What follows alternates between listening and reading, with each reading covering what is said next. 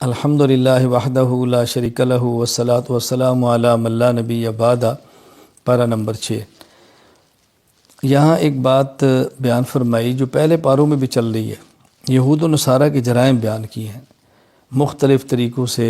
دین پر حملہ کرنا اور دین کو مجروح کرنا، حضرت عیسیٰ علیہ السلام کو قتل کرنے کی کوشش کرنا، سازشیں کرنا، اور پھر یہ بتایا کہ انہوں نے کوششیں کی ہیں، سازشیں کی ہیں مگر ناکام رہے ہیں۔ اور اسی طرح ان میں سے نصارہ کا جو عقیدہ تھا، عیسائیوں کا، اس کا ذکر کیا ہے کہ وہ عقیدہ تثلیث کے قائل تھے، ثالث الثلاثہ۔ وہ کہتے ہیں عیسیٰ علیہ السلام بھی تین میں سے ایک خدا ہے، روح القدس خدا ہیں، اللہ تعالیٰ خدا ہیں، عیسیٰ علیہ السلام خدا ہے، تین کا مجموعہ خدا ہے۔ مختلف ان کے ذہان تھے، بہرحال عقیدہ تثلیث ہے تو اس کا اللہ تعالیٰ نے باطل ہونا اور غلط ہونا بیان فرمایا۔ سورۃ المائدہ، المائدہ کہتے ہیں عربی میں دسترخوان کو، چونکہ اس میں ذکر ہے اس بات کا کہ عیسیٰ علیہ السلام نے اللہ تعالیٰ سے دعا مانگی تھی کہ یا اللہ مائدہ یعنی دسترخوان آسمان سے نازل فرما، اس لیے سورت کا نام ہی سورۃ المائدہ ہے۔ اس میں اللہ تعالیٰ نے حلال اور حرام چیزوں کا قدر تفصیل کے ساتھ ذکر فرمایا ہے، حکم دیا ہے عہد کو پورا کرو، وعدوں کو پورا کرو، معاملات کو ٹھیک رکھو۔ جو حرام چیزیں ہیں، مردار ہے، جب ذبح کرتے ہیں تو رگوں سے خون نکلتا ہے، دم مسفوح بہنے والا خون ہے، خنزیر کا گوشت ہے، وہ جانور جو غیر اللہ کے نام پر ذبح کیا جائے بطور خاص، یہ وہ مردار ہیں کہ جس سے تمہیں بچنا چاہیے، تمہارے اوپر حرام ہیں۔ پھر حالت اضطرار کا بیان فرمایا ہے، یعنی چیزیں حرام ہیں لیکن اگر کوئی انسان بھوک کی وجہ سے اتنا مجبور ہو جائے کہ چیز نہ کھائے تو مر جائے گا، تو اس حد تک اس کو کھانے کی گنجائش ہے جس سے اس کی جان بچے، لیکن مقصد اس میں لذت نہ ہو، مقصد مزہ نہ ہو، مجبوری ہو، جان بچانے کی خاطر اتنا کھانا جس سے جان بچ سکے، اس کی گنجائش ہے۔ پھر اس میں تکمیل دین کو بیان فرمایا۔ اللہ رب العزت نے اپنے پیارے حبیب حضرت محمد صلی اللہ علیہ وسلم پر دین کو کامل اور مکمل فرما دیا ہے۔ دین کے کامل اور مکمل ہونے کا معنی یہ ہے اللہ تعالیٰ نے کچھ مسائل قرآن کریم میں بیان فرمائے، کچھ مسائل احادیث میں بیان فرمائے، اور بعض مسائل کے لیے قرآن کریم اور احادیث میں اصول بیان فرما دیے، جن اصولوں کی روشنی میں باقی ماندہ مسائل کو نکالا جائے گا، اور ان مسائل کو نکال کر دینے کے لیے اللہ نے امت کو مجتہد اور فقہ عطا فرما دیے۔ تو یہ معنی ہے کہ اللہ تعالیٰ نے دین کو کامل اور مکمل فرما دیا، یعنی سب چیزیں اپنے پیارے حبیب صلی اللہ علیہ وسلم کے ذریعے اس امت کو اللہ تعالیٰ نے عطا فرما دی ہے۔ یہود و نصارہ کا ایک دعویٰ تھا ہم اللہ تعالیٰ کے بیٹے ہیں، اللہ تعالیٰ کے محبوب ہیں، اللہ تعالیٰ ہمیں عذاب نہیں دیں گے۔ ان کے اس دعوے کی تردید کی ہے کہ اللہ تعالیٰ کے ہاں تو معیار تقوی، نیکی، صحت عقائد ہے، تو وہی اللہ تعالیٰ کا محبوب ہے جس کی عقائد ٹھیک ہے اور اعمال ٹھیک ہے۔ اگر عقائد میں فساد ہے تو اللہ تعالیٰ کا محبوب کیسے ہو سکتا ہے؟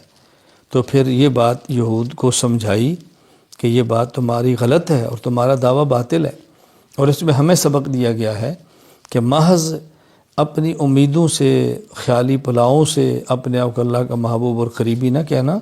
تیاری کرو، عقائد ٹھیک کرو، اعمال ٹھیک کرو، اور اس سے تم اللہ تعالیٰ کا محبوب بنو گے۔ پھر اس بارے میں حضرت آدم علیہ السلام کے دو بیٹے حابیل اور قابیل کا ذکر فرمایا ہے، کیونکہ آدم علیہ السلام اور اماں حوا دنیا کے پہلے خامد اور بیوی ہیں، تو حضرت حوا کے پیٹ سے ایک بیٹی اور بیٹا پیدا ہوتا، پھر بیٹی اور بیٹا پیدا ہوتا، تو جو اکٹھے بیٹی اور بیٹا پیدا ہوتے ان کا آپس میں نکاح نہیں ہوتا تھا، بلکہ ایک پیٹ سے بیٹا، پھر بعد میں بیٹی، ایک پیٹ سے بیٹی، دوسرے پیٹ سے بیٹا، ان کا نکاح ہوتا۔ تو قابیل کے ساتھ جو بیٹی پیدا ہوئی وہ چاہتا تھا میرا اس سے نکاح ہو نہیں سکتا تھا، تو قابیل نے اس مقصد کے لیے حابیل کو قتل کر دیا۔ وہ واقعہ اللہ تعالیٰ نے یہاں بیان فرمایا، بڑی تفصیل کے ساتھ بیان فرمایا ہے۔ پھر ایک ہے چور، ایک ہے ڈاکو، ایک ہے باغی۔ اللہ تعالیٰ نے چھٹے پارے میں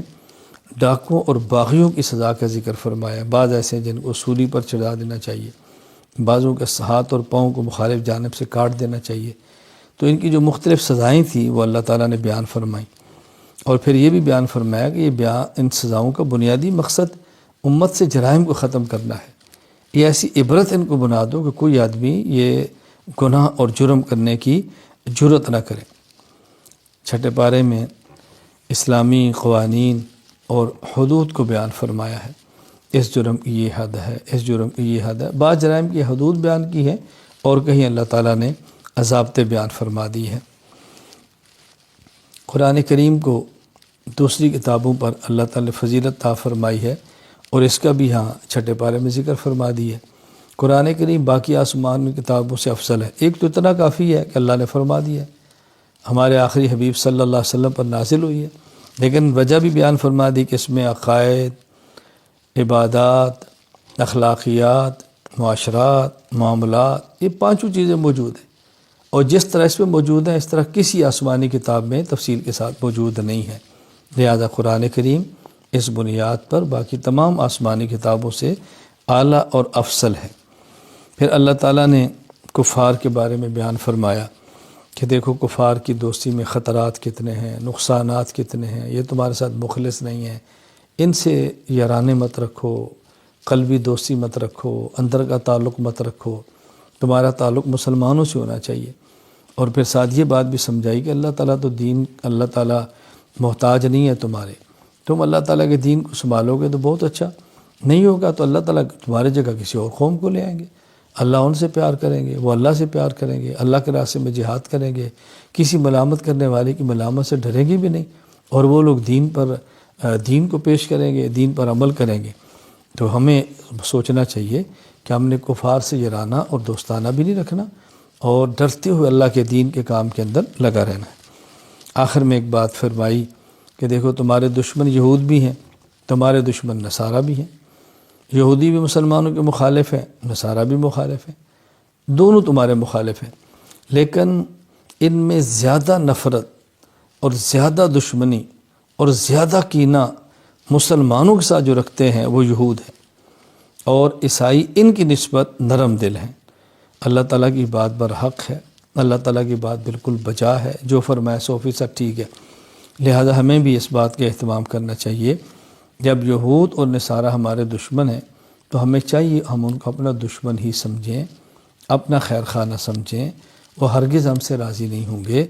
ہم ان کو راضی کرنے کی کوشش بھی کریں گے، راضی نہیں ہوں گے۔ اللہ نے اپنے پیغمبر کو فرما دیا وَلَن تَرْضَىٰ عَنكَ الْيَهُودُ وَلَا النَّصَارَىٰ حَتَّىٰ تَتَّبِعَ مِلَّتَهُمْ، میرے پیغمبر یہ یہود اور عیسائی آپ سے تب راضی ہوں گے